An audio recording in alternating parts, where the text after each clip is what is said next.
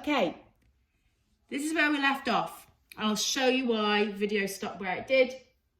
I've used this as an example. This is a question from a textbook, and I'd used the work solutions as the solutions, and they're the work solutions from the online textbook, and there was an error in there.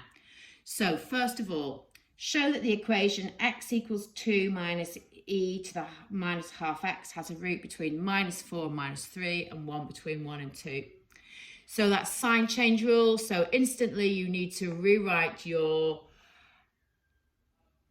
g of x so that it equals 0. So you get your function so that it equals 0. So that's equal to 0. They hadn't put the minus x in. So if you now put in g of -4, you get minus 1.39, which is negative. If you find g of -3, it's greater than 0. Sign change, -4, -3. Okay, now it's the same with 1 and 2, greater than 0, less than 0, between 1 and 2. So, next bit. So they are now telling you to let g of x equal this bit here. And this is going to be your iteration sequence. So xn plus 1, 2 minus e to the minus a half of xn. And that's going to be your first iterate. Solve the inequality g dashed x is greater than 1. So that's the first thing you're going to do. So the first thing you're going to do is you're going to differentiate this function here, not this one here. So if you differentiate the 2, it will disappear. If you've then got minus e to the minus a half x. If you differentiate this, and you did differentiation of powers of e in year 12, if you differentiate this, you're going to get the power, so you're going to get minus a half when you differentiate that power, which you then multiply with that minus. So when you find g dashed of x, you will get a half e to the minus a half x. Now that needs to be greater than 1. Multiply both sides by 2.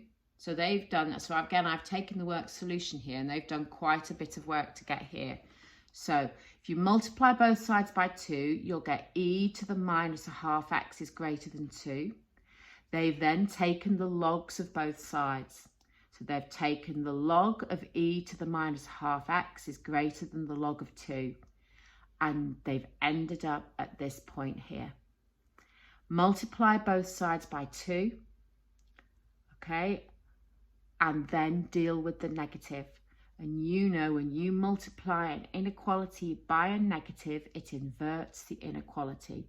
So essentially what you've done here is you've multiplied by -2 and inverted the inequality.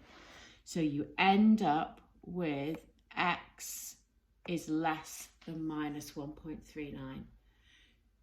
Now, you know from your situation that if the size of x is less than 1, then it will converge. But if the size of x is greater than 1, it will diverge.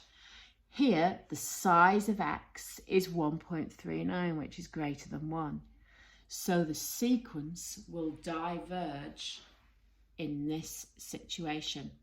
So if you now go back and look here, these are less than negative 1.39. So if you start from this root here in between -3 and -4, the sequence will diverge. So it's going to be this one that has the convergent sequence. And then if you have a little look at the graph, you can see that it does. If you start at x equals 0 and actually do the iteration, you can do the iteration yourself on your calculator, you will see that it does converge to the upper root. Okay, so a question for you to do, and this is one that I found up in a practice exam paper, so a really good one to do. I mean, it looks a bit ugly, but it's actually okay.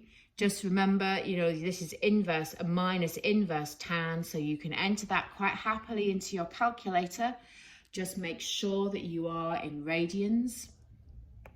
And again, this is how they would word it for you to draw a graph. They'll give you the graph on the printed answer book. So here's your question to do. So maybe print that off or try and do it on your PDF, and here's the answer.